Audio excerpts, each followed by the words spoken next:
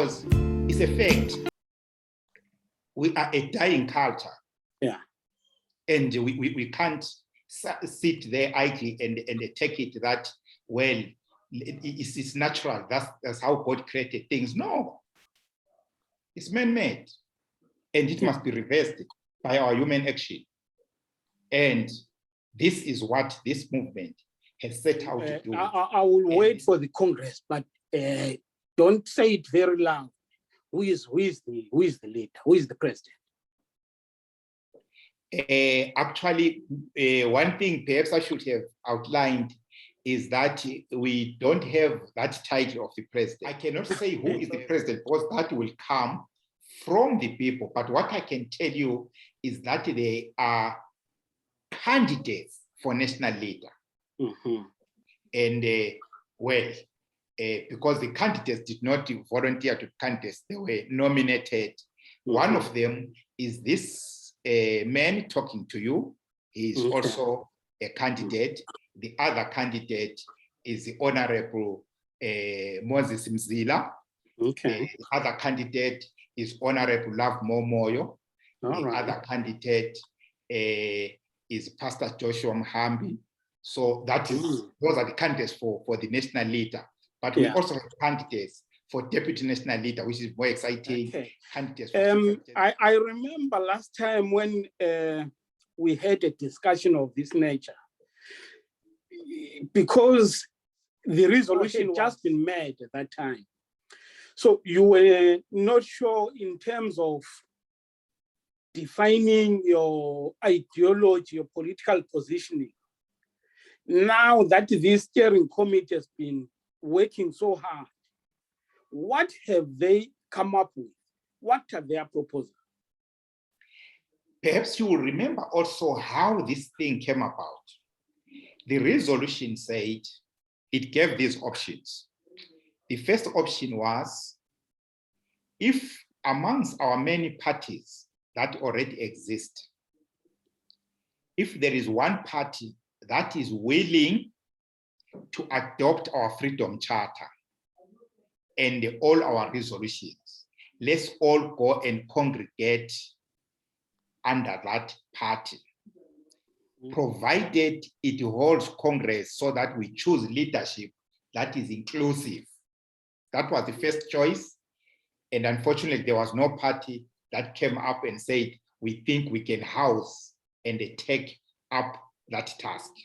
Then option number 2 was, perhaps we can join 1, 2, or 3 or 4 parties that will agree to adopt our Freedom Charter, which is our key guiding document, and adopt the resolution that we took, but finally hold an elective Congress so that we choose an inclusive leadership. Again, we could not get that combination of parties that were willing to do that. Then the third option was to say, then we create a willing alliance of individuals, of groups, of civics, of churches, and of political parties who are willing to be part of this political whole.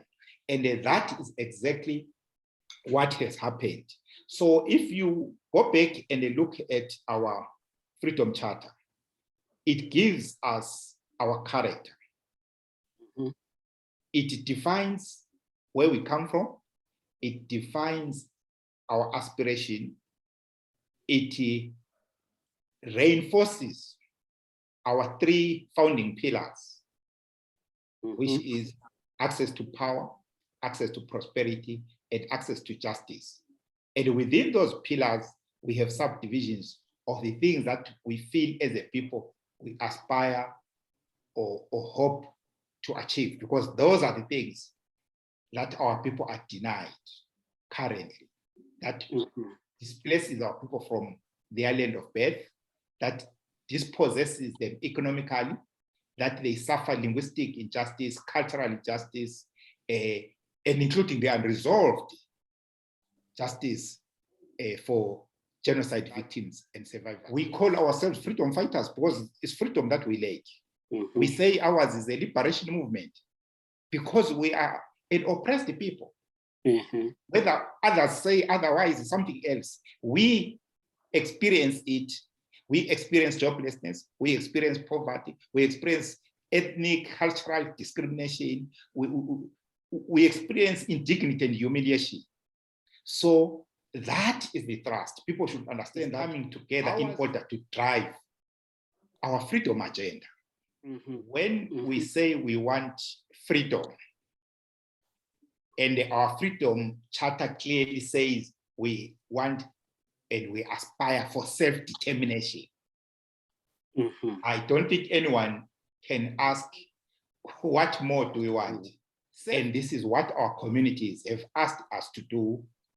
Whether we achieve it today, tomorrow, or by our grandchildren, at least we have defined the road towards self-determination. We are not begging it from anyone. We will achieve it with our sweat and tears and the blood of our fathers and mothers who actually sacrificed for our country.